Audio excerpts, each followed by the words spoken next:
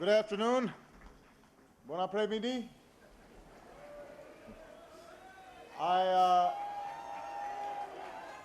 studied French in school, and that's about as far as I got. Mr. President, I understand clearly the affection with which you once again described our alliance and the friendship between our peoples. So thank you, Nicolas, my partner, mon ami. Thank you. To Generals Puga and Estrat and members of the French Armed Forces, to Mayor Brochon and the people of Cannes, thank you for your wonderful hospitality and the beautiful weather that I'm enjoying here today. We stand here today as free and democratic peoples because of each other. It was the ideas of the Enlightenment, centered here in France, that helped inspire a band of colonists across the ocean to seek our freedom. It was the success of our revolution that helped inspire your own. In our founding documents, we pledge ourselves to the same inalienable rights and to the truth that all men and women are created equal. We are societies where our diversity is considered a strength, where you can become president even if your name is Obama or Sarkozy. We live by a common creed: life, liberty, and the pursuit of happiness, liberté, égalité, fraternité. And for more than 2 centuries, we haven't simply professed these ideas. We have preserved them by serving together and by sacrificing together. And not far from here is the hometown of Admiral de Grasse, who helped Americans secure our independence. Here at this memorial, we recall our shared sacrifices in the trenches of the First World War. And just as President Sarkozy and I have honored those who fell at Normandy, let it also be remembered that American and Free French forces stormed the beaches of this southern coast. And not far from here, at Rome, some of them rest in peace in the land that they liberated. Nor have we simply defended these ideals for ourselves. Together, we have stood up for our ideals around the world.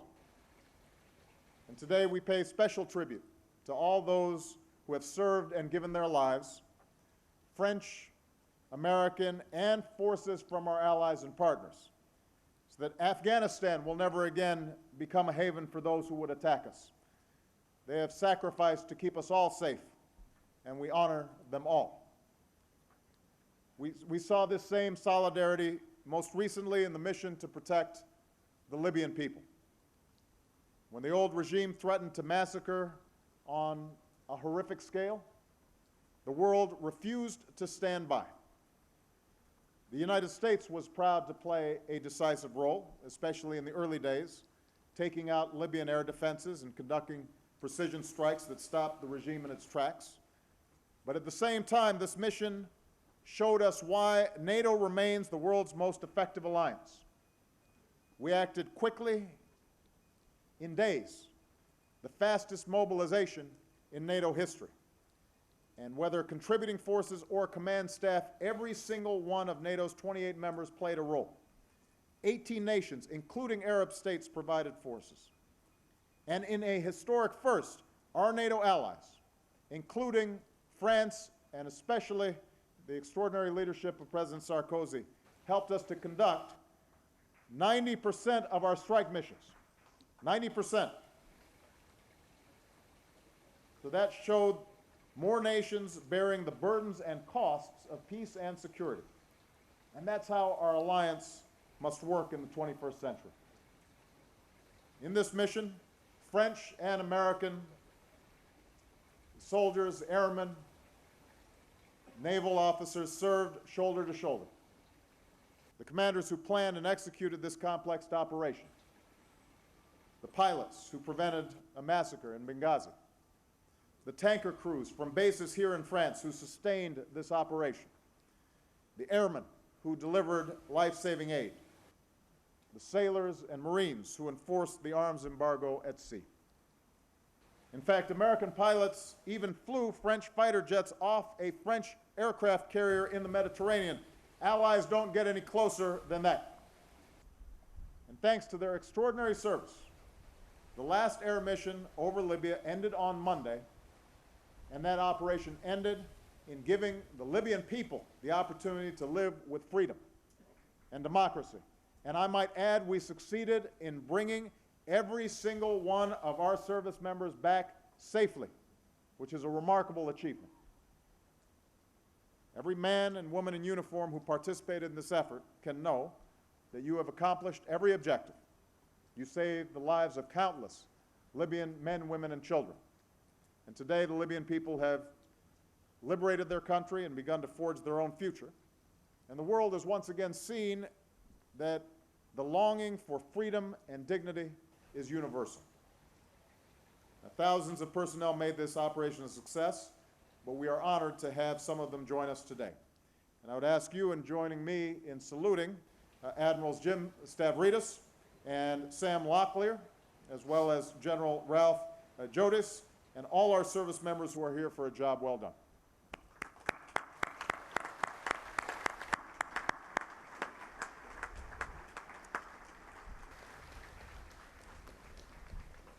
Finally, I would note that this success is part of a larger story. After a difficult decade, the tide of war is receding. The long war in Iraq is finally coming to an end. With our allies and partners, including the extraordinary sacrifices of the French people, we've achieved major victories against al-Qaeda, including Osama bin Laden. In Afghanistan, where French and American soldiers fight side by side, we've begun a transition so Afghans can take responsibility for their security and our troops can begin coming home. Today, America and our allies are moving forward with confidence and with strength. And these men and women in uniform carry on a legacy that I actually can see from the windows of the White House. In one direction, there's the monument to Washington.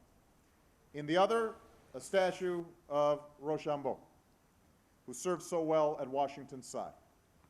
And at the base of that statue are words Washington expressed to his friend after the Revolutionary War in America was won. And I've shared these words with President Sarkozy on one of our visits. So I want to conclude with them this afternoon because they capture the spirit that we celebrate today. This is what Washington said to his dear friend from France. "We are fellow laborers in the cause of liberty, and we have lived together as brothers should do, in harmonious friendship." President Sarkozy, ladies and gentlemen, members of the armed forces of France and the United States, for more than 2 centuries we have stood together in friendship. And because of our unwavering commitment to the cause of liberty, I'm confident that we'll continue to stand together, strong and free, for all the centuries to come. So vive la France, God bless America, and long live the alliance between our two great nations.